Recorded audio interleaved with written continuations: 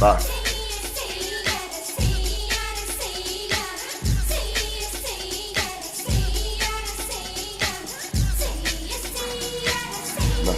ஏய் இங்க இந்த இந்த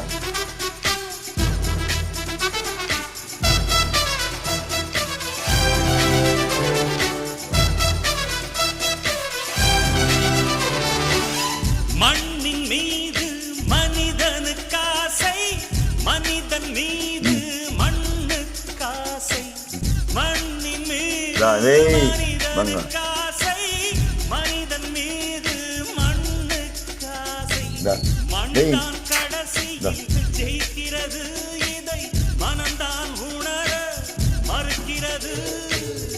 கையில் கொஞ்சம் காசு இருந்தால் நீதான் அதற்கு எஜமானன்.